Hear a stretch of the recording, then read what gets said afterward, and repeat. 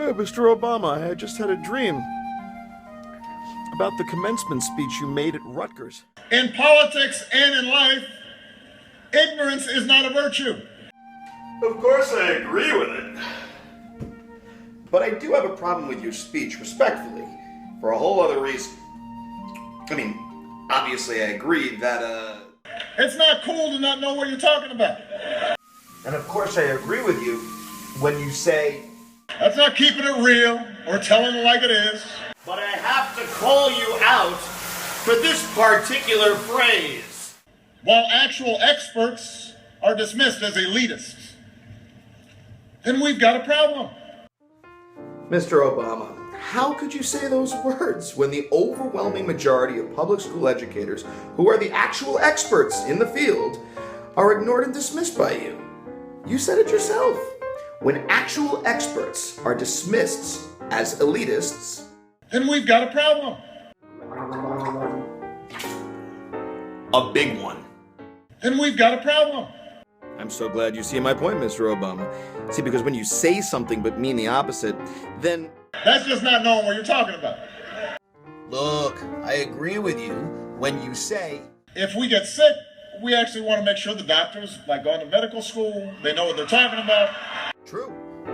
I mean, can you imagine if you appointed a non-doctor to be the United States Surgeon General? Or appointed a non-lawyer to be the United States Attorney General? And yet in our public lives, we suddenly think, I don't want somebody who's done it before. So why did you appoint Arne Duncan, someone who, as you say, has never done it before? He's never taught a single day in his life. How do you appoint him as Secretary of Education? Isn't that a little hypocritical? Maybe you actually are thinking... I don't want somebody who's done it before. I'm sorry, I didn't quite hear. I don't want somebody who's done it before. Oh, it's not just you, Mr. President. It's our governors, too. It's our state legislators, too. But we can't have it both ways. You can't claim... Ignorance is not a virtue. But say about education... I don't want somebody who's done it before. Because... That's just not knowing what you're talking about. Therefore, if you continue to think about education in the way you do... Then we've got a problem. Damn right we have a problem. We are responsible for educating millions of children, but you would rather dismiss and reject the actual experts and listen to the suggestions of Bill Gates. What makes Bill Gates such an expert on teaching? Because he's smart? Because he went to Harvard? Because he's pledging millions and millions of dollars?